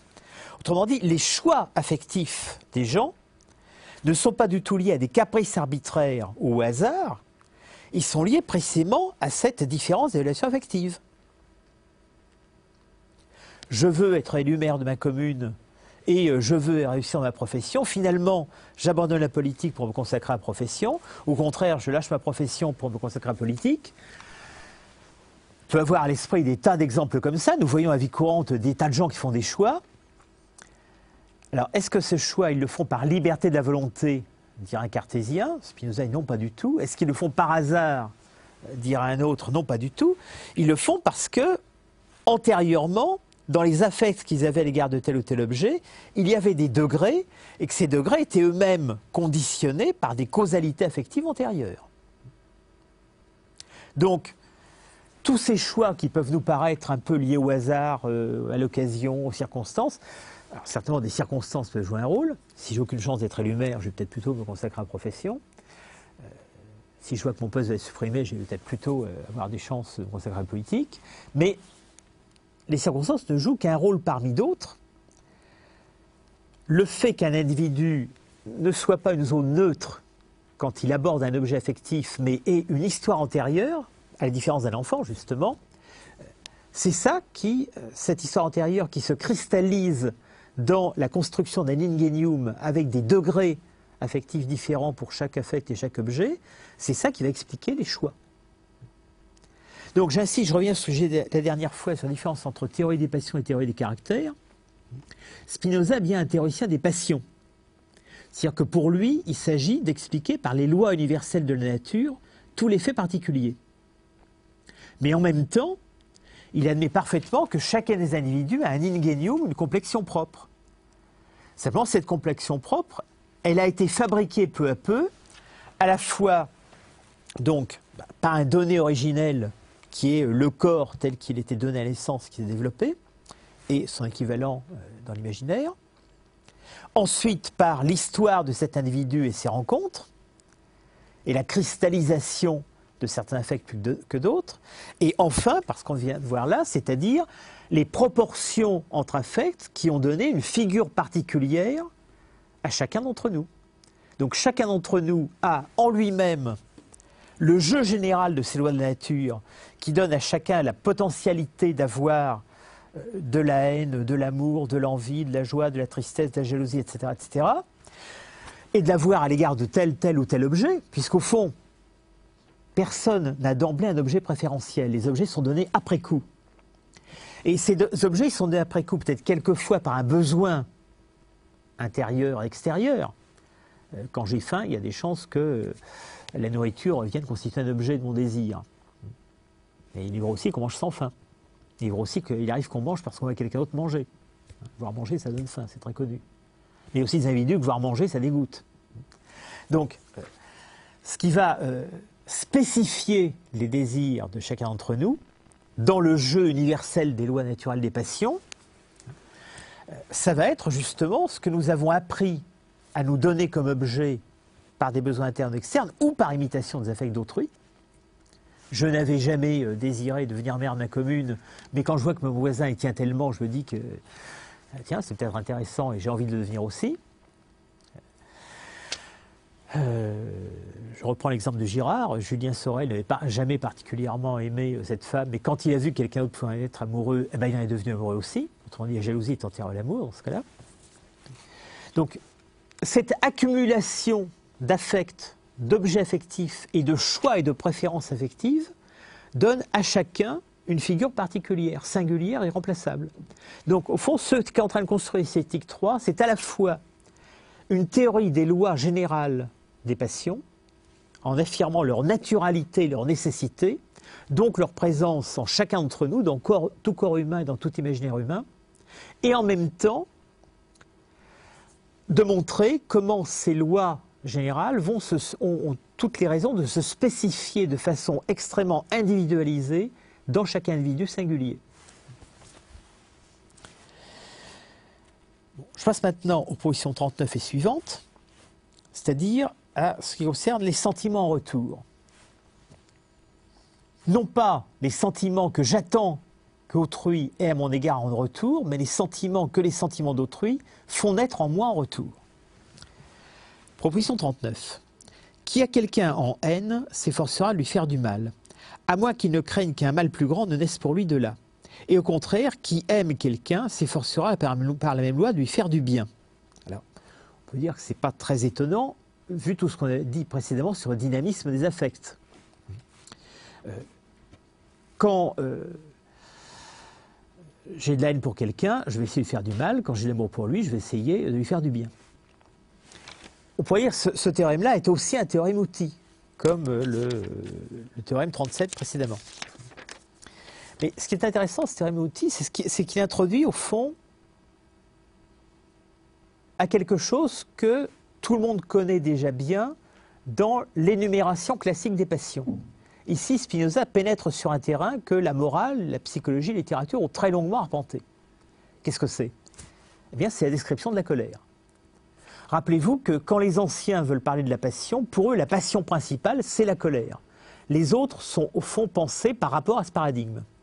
Alors que pour les modernes, la passion principale, c'est l'amour, à tel point même que quand on dit maintenant la passion, quand on parle de crime passionnel, on veut toujours parler de l'amour, on ne veut pas parler des autres passions. Au fond, pour nous, depuis le XVIe siècle, la passion, c'est l'amour et on pense les autres passions à travers l'amour. Pour les anciens, la passion, c'est la colère. Pourquoi? Parce qu'elle est plus visible, la plus spectaculaire. L'épopée d'Homère, l'Iliade, est fondée sur la colère d'Achille. La tragédie grecque a donné un rôle particulier à la colère d'Ajax ou à tel autre héros. Donc, la colère a été très longuement analysée, discutée, critiquée par les anciens, avec ce topos tout à fait classique. Est-ce que la colère peut servir à peut être un adjuvant à la vertu, ou est-ce que, étant une maladie de l'âme, la vertu doit totalement s'en débarrasser? Est-ce que la colère peut servir la raison dans sa recherche de la vertu en lui faisant chasser les passions basses, la colère étant alors une passion noble? La colère n'est pas éloignée du courage, par exemple. Ou au contraire, est-ce que la colère est définitivement pathologique? Est-ce que la raison doit éradiquer les passions, y compris cette prétendue passion noble? Bon, il y a une très longue discussion entre aristotéliciens et stoïciens là-dessus. Regardez le Déirach de Sénèque. Or, cette proposition 39 nous place sur le terrain de la colère. L'effort pour faire du mal à autrui, parce qu'on lui en veut, c'est une définition de la colère. D'ailleurs, Spinoza avait énoncé comme tel tout à l'heure. Et deuxièmement, le second corollaire de la proposition 40, un peu plus loin, va énoncer ce qu'est la vengeance. Et classiquement, la vengeance, qui est par exemple pour nous un concept central, pour les anthropologues ou les ethnologues, dans toutes les sociétés de pré-droit, il y a des phénomènes et des rites, des ritualisations de la vengeance. Donc, toute une partie de l'anthropologie consiste à décrire ces phénomènes et ces ritualisations de la vengeance. Et on peut dire qu'à certains égards, l'histoire du droit et de la justice, ça consiste à remplacer la vengeance ou à la mimer symboliquement par d'autres procédés. Et puis, les mises en cause de la justice dans le monde actuel sont souvent faites au nom de la vengeance. Donc, pour nous, la vengeance, c'est un concept central pour analyser une société ou les comportements sociaux. Or, dans le discours classique, dans la morale classique, la vengeance est toujours pensée sous la juridiction de la colère. Et c'est exactement ce que Spinoza veut faire ici. Alors que classiquement, si on cherche un traité de la vengeance, on le trouve dans les traités de la colère, c'est exactement ce qu'on trouve ici. Donc, avant d'en arriver là, il faut analyser de près le scolie de cette proposition 39. Pourquoi ce scolie? Rappelez-vous que Spinoza a énoncé dès la préface de l'éthique 3 et dans beaucoup d'autres textes, et il le dira dans l'éthique 4, qu'il n'y a pas de bien et de mal en soi. Spinoza, comme Hobbes, est un relativiste sur le plan moral. Il n'y a pas de bien absolu, il n'y a pas de mal absolu. Or là, comme sans y penser, il a parlé de faire du bien à quelqu'un, bene facere, et faire du mal à quelqu'un, malum inferre. Alors, qu'est-ce que c'est que faire du bien ou faire du mal dans une éthique où il n'y a ni bien ni mal? Voilà la réponse. Par bien, j'entends ici toujours de joie et tout ce qui en outre y mène, et principalement ce qui remplit le desiderium. Alors, desiderium, c'est un terme latin très difficile à traduire, c'est vraiment pas le désir. Le désir, c'est cupiditas. Quelquefois, desiderium, c'est le regret, mais ici, visiblement, il ne s'agit pas d'un regret, il s'agit au fond de l'affect qui est le symétrique du regret à l'égard du futur. Le desiderium, c'est ce qu'on aurait voulu qui ait lieu, donc le regret, ou ce qu'on voudrait qui ait lieu. Donc la traduction par attente n'est pas un mauvais choix, quoi. Ils sont d'entendre attente au sens d'un affect, au sens propre du terme. Donc, Ce que Spinoza entend par bien ici, ça n'est pas du tout un bien absolu, c'est un bien tout relatif, c'est-à-dire la joie chez quelqu'un, donc le mal c'est la tristesse, et les moyens qui conduisent à la joie. Donc on voit ici s'introduire, chose qui sera très important dans éthique 4, c'est-à-dire dans la définition des règles de conduite de l'individu. Alors qu'il n'y a pas de bien absolu, il existe un bien relatif qui est la joie chez un individu et les moyens qui conduisent à cette joie. Il faudra encore savoir si la joie est la même chez tous les individus. Et là aussi, la psychologie de la similitude va jouer un rôle très important. Le fait que tous nos corps et tous nos imaginaires se ressemblent fondamentalement, même s'ils sont ensuite singularisés, va faire que peut-être la joie qui est la mienne, si elle n'est pas trop précise, est aussi celle des autres individus qui me ressemblent. Ce n'est pas nécessairement le cas si on va très très loin dans la singularité. Il y a des gens à qui ça fait très plaisir de fumer, moi ça ne fait pas du tout plaisir de voir quelqu'un fumer à côté de moi. Et s'il me faut une cigarette pour se racheter, il aura raté son coup. Donc par bien, j'entends ici tout genre des joies et tout ce qui en outre y mène, et principalement ce qui remplit l'attente, quelle qu'elle soit. Par mal, j'entends tout genre de tristesse, et principalement ce qui frustre l'attente. Alors, je saute la démonstration, je vais tout de suite à l'exemple. Alors ce qui est intéressant dans l'exemple, c'est justement que l'exemple va s'intéresser à des singularités. C'est-à-dire qu'il va s'intéresser non pas justement à des joies générales, mais à des joies déjà singularisées par des complexions particulières. C'est-à-dire par des passions déjà presque transformées en délire, par des passions déjà presque transformées en caractère. L'avare juge que l'abondance d'argent est ce qu'il y a de meilleur, la pauvreté ce qu'il y a de pire. Autrement dit, l'avare a un filtre fourni par son ingénium pour juger des biens de ce monde. Pour lui est bien ce qui apporte la joie. Ce qui apporte la joie, c'est l'argent. Donc, s'il peut faire du mal à quelqu'un, ça va être de le rendre pauvre. S'il veut faire du bien à quelqu'un, ça va être de lui donner de l'argent, de lui faire obtenir de l'argent. Et peut-être que pour d'autres, l'argent n'est pas ce qui est essentiel. Exemple, l'ambitieux ne désire rien tant que la gloire et ne redoute rien tant que la honte. Autrement dit, à quelqu'un qui est ambitieux, l'avare croire à faire plaisir en lui fournissant de l'argent par des moyens honteux, l'ambitieux ne sera pas content du tout, parce que ce n'est pas ce qu'il recherchait.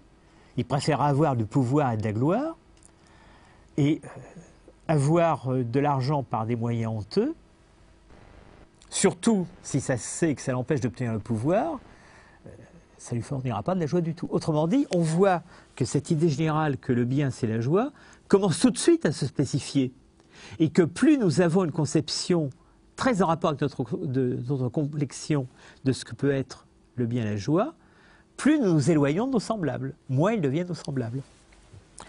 À l'envieux, rien n'est plus agréable que le malheur d'autrui. Et remarquez bien que ce qui est agréable à l'envieux, ce n'est pas le fait d'obtenir quelque chose, c'est le fait que l'autre ne l'ait pas. Donc il y a au fond une forme de satisfaction minimale de l'envie, qui est que je préfère casser un jouet plutôt que de voir l'autre enfant jouer avec. Tant pis, je préfère ne pas jouer avec, il vaut mieux que ce soit l'autre. Je jouirai plus du fait que l'autre en soit privé. Et rien n'est plus insupportable. Ah bon, et donc à l'envieux, rien n'est plus insupportable que le bonheur d'un autre. Ainsi, chacun juge par son affect qu'une chose est bonne ou mauvaise, utile ou inutile. Donc on voit maintenant s'esquisser ce qui va être la base des conduites humaines. Cet affect d'ailleurs, par laquelle l'homme est disposé de telle sorte qu'il ne veut pas ce qu'il veut, ou veut ce qu'il ne veut pas, alors là on se retrouve dans une forme particulière de conflit d'affect, s'appelle la peur. Alors attention, ce que le Apune traduisait par peur, c'est timor. Vous savez qu'en latin, il y a deux termes pour dire la crainte ou la peur, c'est timor et metus. Alors, leur champ sémantique, les frontières du champ sémantique diffèrent suivant les auteurs.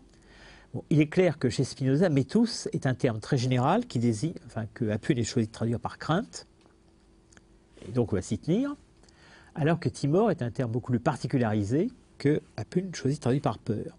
On a vu que la crainte, c'est quelque chose qui était le contraire de l'espoir, metus c'est le contraire de spes. la crainte, c'est la tristesse liée à l'idée du futur. Mais l'idée d'un futur incertain. Parce que si ce futur malheureux est certain, on atteint une tristesse beaucoup plus grande qui dépasse la simple métousse. Alors, qu'en est-il de la peur? La peur n'est donc pas autre chose que la crainte, en tant qu'elle dispose un homme à éviter un mal qu'il juge devoir venir par un mal moindre. Autrement dit, la timor, c'est une forme particulière de métousse. La peur, c'est une forme particulière de crainte. Plus exactement, c'est une forme particulière de crainte en tant qu'elle est considérée dans ses effets. Alors que quand Spinoza avait défini l'espoir et la crainte, il ne s'était pas encore intéressé aux effets. Donc ici, la peur, c'est ce qui nous amène à préférer un moindre mal à un mal plus grand.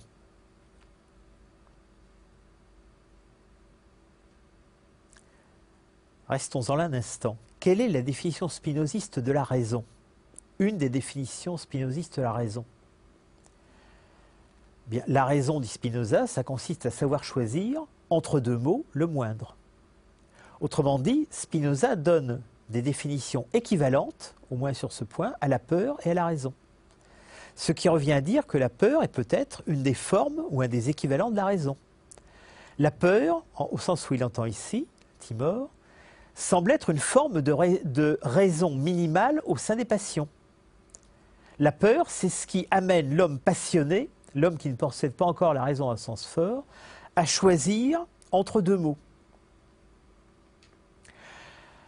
Alors tout d'abord, cette sorte d'équivalence entre peur et raison minimale, ça devrait nous rappeler quelqu'un.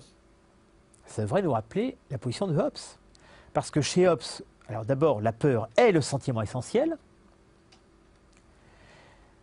Hobbes constate que la peur règne entre les hommes, surtout à l'état de nature. La peur est le principal sentiment d'état de nature. Alors, là, ce n'est pas les biographes de Hobbes qui expliquent que le rôle de la peur dans son système par sa biographie, c'est lui qui le fait lui-même. Vous savez que Hobbes a écrit plusieurs autobiographies et dans ces autobiographies, il explique lui-même, il considère lui-même la peur comme un facteur explicatif en ce qui le concerne. Mais Hobbes, en même temps, considère que la peur, c'est déjà le début de la raison. Comme on dit que la crainte du Seigneur est le commencement de la sagesse, eh bien, en langage hobbesien, la peur est le commencement de la raison juridique. Parce que pourquoi? Eh bien, c'est la peur qui nous fait nous rendre compte que l'état de nature est invivable. Donc, au fond, la raison, si elle était développée chez les hommes à l'état de nature, pourrait leur faire rendre compte qu'il faut quitter l'état de nature pour entrer à un état de société. Mais comme précisément ils ne sont pas raisonnables, ce qui va les mener à quitter cet état de nature et à faire comme s'ils étaient raisonnables, c'est la peur. Donc la peur joue le rôle à la fois de substitut et de fiction de la raison. Or, ce que Hobbes considère en ce qui concerne la vie collective, Spinoza semble le considérer ici en ce qui concerne la vie individuelle. À l'intérieur de la vie passionnelle individuelle, donc l'homme n'est pas encore rationnel, il ne sait pas encore choisir entre deux mots le moindre, mais une certaine forme de crainte va l'amener à éviter un mal qu'il juge devoir venir par un mal moindre. Alors on pourrait dire, mais alors il n'y a pas de différence entre la peur et la raison. S'il y en a une, même entre peur et raison minimale, c'est que bien entendu la peur se situe dans l'imaginaire. D'où la formule, la crainte en tant qu'elle dispose un homme à éviter un mal qu'il juge devoir venir. Quod futurum judicat. Alors que la raison, elle calcule à partir de ce qu'elle sait. Donc la raison, c'est ce qui établit une comparaison adéquate entre deux mots. Dans la forme minimale de la raison consiste à établir une comparaison adéquate entre deux mots. La peur consiste à établir entre deux mots la comparaison qu'on peut. Parfois elle tombe juste, parfois elle ne tombe pas juste. Et en outre, précision supplémentaire, si le mal dont on a peur est la honte, alors la peur s'appelle en latin verecundia, à pune traduit par pudeur. C'est pas pudeur. La difficulté de traduction à pune, c'est qu'il a choisi le terme honte pour traduire le terme latin pudor, et donc du coup il n'a plus de terme pour traduire pudor. Il traduit par... enfin, il n'a plus de terme pour traduire verecundia, et il utilise pudeur, pourquoi pas. Enfin, si le désir d'éviter un mal futur est réduit par la peur d'un autre mal, de façon qu'on ne sache plus ce qu'on veut, donc j'ai peur d'un mal futur, donc je choisis une autre solution, mais en même temps j'ai peur de cette autre solution, donc il y a deux peurs qui se combattent en moi, alors la crainte s'appelle consternatio, la pu ne fatigue pas, il transcrit consternation, principalement quand l'un et l'autre mot dont on a peur sont parmi les plus grands. Autrement dit, on se retrouve dans une nouvelle forme de conflit interne à l'âme. Vous voyez qu'il y a de multiples raisons pour lesquelles l'âme est en conflit interne. Donc, aux yeux de Spinoza, finalement, expliquer la vie affective, c'est certes expliquer les conflits qui nous opposent à autrui, mais c'est d'abord expliquer les conflits qui nous déchirent nous-mêmes. La vie affective de l'homme passionné est d'abord un perpétuel déchirement. Bon, je passe à la position 40. Qui imagine qu'un autre l'a en haine et croit ne lui avoir donné aucune cause de haine, aura à son tour cet autre en haine. Donc, on est bien là, dans un sentiment en retour. Je n'ai aucune raison particulière de haïr monsieur machin, mais il me déteste, ou du moins j'imagine qu'il me déteste. Eh bien, par imitation des affects, cette haine que j'imagine en lui sera présente en moi. J'imite cet affect. Alors, évidemment, ça ne marche que s'il s'agit d'une chose semblable à moi. Si un animal me déteste, je me demande comment m'en débarrasser, comment lui échapper, mais je n'ai pas au sens propre de la haine pour lui.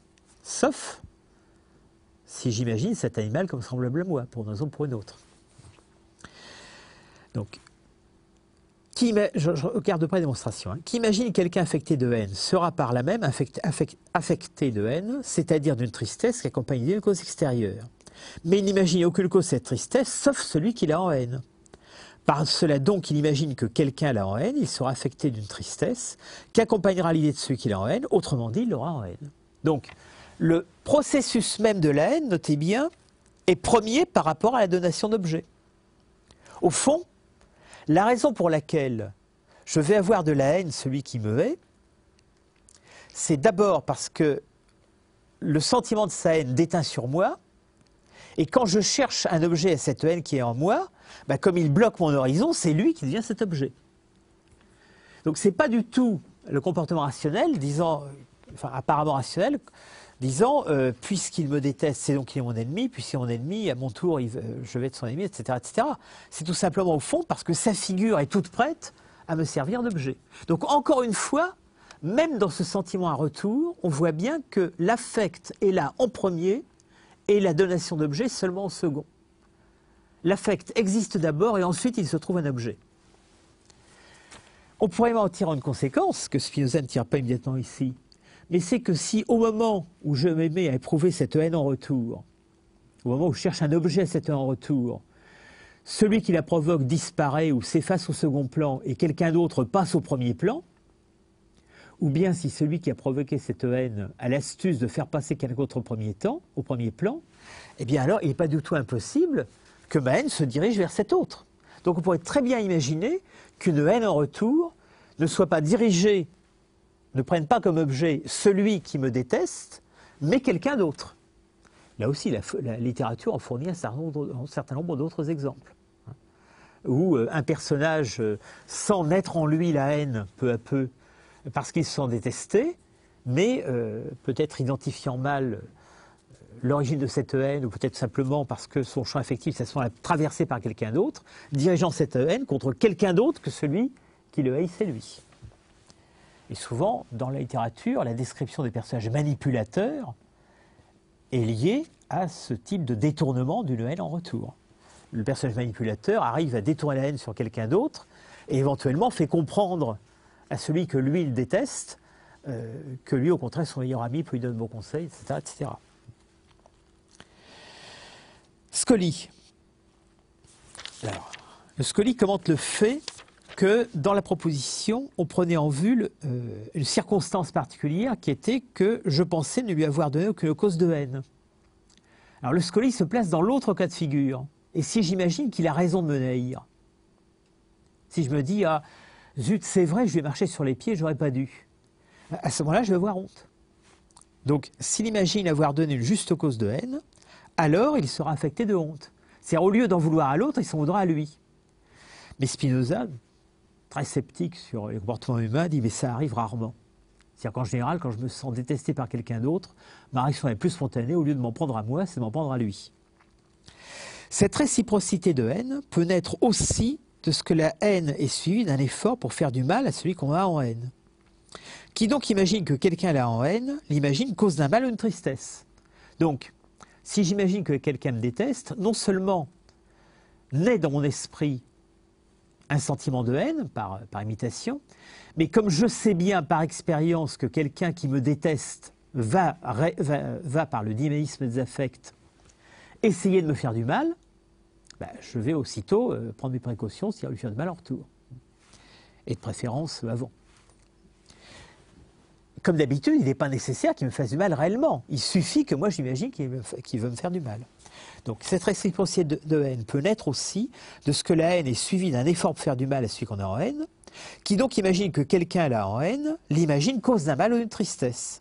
Et ainsi, il sera affecté d'une tristesse ou d'une crainte, qui accompagnera comme cause l'idée de ce qu'il a en haine, autrement dit, il sera, comme ci-dessus, affecté de haine. Alors, corollaire 1. Qui imagine celui qu'il aime affecté de haine à son égard. Alors, on se retrouve dans un cas de complexification, mais qui n'est pas le cas de la jalousie. Là, ce n'est pas le sujet X qui se met à détester celui qu'il aime par jalousie. C'est celui X qui aime l'objet A et qui constate ou qui imagine que l'objet A ne l'aime pas. Et pire, le déteste. Donc, qu'est-ce qui va se passer? Il va continuer, lui, à aimer l'objet A, mais en même temps, cette haine de l'objet A à son égard va déteindre en lui. Donc, il aura désormais à l'égard de l'objet A de la haine et de l'amour. Autrement dit, il aura un sentiment qui ressemble à la jalousie, mais qui a un autre type de cause.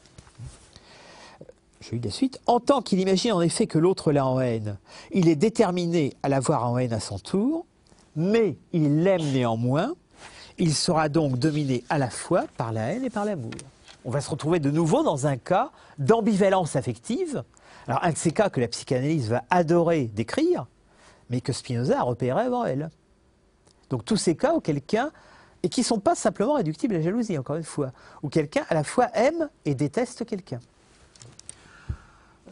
Le vers d'Horace bien connu, Odi et amo, j'aime et je vais, ça se trouve sans application ici. Corollaire 2, si quelqu'un imagine qu'un mal lui a été fait par haine par un autre, à l'égard duquel il n'avait d'affection d'aucune sorte, il s'efforcera aussitôt de lui rendre ce mal. Donc, quelqu'un me fait du mal, ou moi je l'imagine, eh bien, comme cet affect de haine que j'imagine l'était en moi, et que par le dynamisme des affects, cette haine est en même temps une haine active, une haine qui passe aux actes, à mon tour, je vais essayer de lui faire du mal. Donc, on a là exactement la description de ce qu'est la vengeance. Scoli, l'effort pour faire du mal à celui que nous haïssons s'appelle la colère. L'effort pour rendre le mal qui nous a été fait s'appelle la vengeance. Alors bon, tout cela est bien triste, tout cela se passe du côté des sentiments négatifs. Passons maintenant de l'autre côté, du côté des sentiments positifs. Proposition 41. Si quelqu'un imagine qu'il est aimé par un autre et croit ne lui avoir donné aucune cause d'amour, il l'aimera à son tour. Autrement dit, si je sens, plutôt si je crois que quelqu'un m'aime, même si moi à l'origine je n'ai aucune raison de l'aimer, même si moi à l'origine je ne lui donne aucune preuve d'amour, eh bien exactement comme la haine déteint, l'amour va déteindre en moi. Donc de l'amour va naître en moi du simple fait de se sentir aimé. Là on n'est plus dans la carte des haines, on est dans la carte du tendre. Voilà de l'amour qui naît par imitation. Scoli, si au contraire il croit avoir donné une juste cause d'amour, exactement comme dans l'autre cas, on prenait en vue dans le Scoli la juste cause. Alors, si on se rend compte que quelqu'un nous déteste, dans la plupart des cas, on va se mettre à le détester. Mais dans les rares cas où on imagine qu'au fond il a eu des raisons de nous détester, on va avoir honte. Bon, ici, si quelqu'un s'imagine être aimé par autrui sans cause, sans savoir pourquoi, il va avoir de l'amour en retour. Si il pense avoir donné des raisons, il va se dire, mais alors, il est tout naturel qu'il m'aime, puisque je suis quelqu'un de si bien. Et donc, dans ce cas-là, le sentiment qu'il y a en lui, c'est la gloire. Donc, s'il croit avoir donné juste cause d'amour, il se glorifiera, ce qui est le cas le plus fréquent. Donc, vous voyez de nouveau des énoncés de proportion, et proportions inverses. Quand je sens que quelqu'un me déteste, j'ai plutôt tendance à le détester en retour qu'à avoir honte. Quand je sens que quelqu'un m'aime, j'ai plutôt tendance à m'en glorifier que de l'aimer en retour. Donc j'ai deux attitudes inverses dans les deux cas. Dans les deux cas, les deux attitudes sont possibles, mais la proportion s'inverse. C'est-à-dire que j'ai toujours plutôt tendance spontanément à penser que c'est moi qui ai raison et l'autre qui a tort. Alors, cet amour réciproque maintenant, donc le cas minoritaire, s'appelle reconnaissance ou gratitude, gratias ou gratitudo. Il apparaît donc que les hommes sont beaucoup plus disposés à la vengeance qu'à rendre des bienfaits. Autrement dit, là aussi, le fait que les hommes soient plus disposés à la vengeance qu'à la gratitude, ça n'est pas un vice de nature humaine, c'est une conséquence normale de la nature humaine. C'est la conséquence des proportions d'affect que l'on vient d'énumérer. Corollaire, qui imagine être aimé par celui qu'il a en haine sera dominé à la fois par la haine et par l'amour. Même démonstration. Scully, si la haine a prévalu, il s'efforcera de faire du mal à celui par qui il est aimé. Cet affect s'appelle la cruauté, surtout si, là on est tout à fait dans Racine, cruel, perfide, etc. Cette affection s'appelle la cruauté, surtout si on juge que celui qui aime n'a donné aucune cause commune de haine, c'est-à-dire aucune réelle de haine. Donc, ce qu'il faut bien voir, je vais m'arrêter là pour l'instant, ce qu'il faut bien voir dans l'ensemble de ces affects qui sont décrits à la fois dans les théorèmes et aussi souvent pour leurs complications, leurs exemplifications dans les corollaires et Scully, bon, c'est d'une part qui sont effectivement la conséquence de l'imitation des affects autant que des affects originaires, mais d'autre part que Spinoza prend plaisir, en quelque sorte ici, à montrer que même dans le détail, même les affects qui semblent les plus complexes, s'expliquent en fin de compte par des surdéterminations, des superpositions de mécanismes finalement très simples. Même ces sentiments retour qui semblent extrêmement complexes, qui mettent en jeu plusieurs individus dont chacun regarde ce que l'autre pense d'autrui, etc., finalement ça renvoie, quand on commence à les déplier, à les décomposer, à ces quelques affects fondamentaux qu'on a vus dès le début. Et troisièmement, il faut bien voir que tout ça ne fonctionne que si on admet qu'un affect n'est pas une idée comme une peinture sur l'âme, mais que, et ça ne distingue pas l'affect des autres idées, qu'une idée chez Spinoza est toujours le début d'une action, qu'une idée est toujours quelque chose de dynamique, et qu'en conséquence, l'idée qu'elle affecte est toujours en même temps la mise en œuvre de l'action suggérée par cet affect. Donc, aimer quelqu'un, c'est toujours en même temps commencer à lui faire du bien. Détester quelqu'un, c'est toujours en même temps commencer à lui faire du mal, au moins embryonnairement. Bien entendu, on n'y arrive pas toujours. Parfois, il est plus fort que nous. Parfois, les circonstances n'y prêtent pas. De même, aimer quelqu'un, se faire du bien, parfois on en est empêché. Mais de fait, il y a toujours tendanciellement cette tendance à passer aux actes.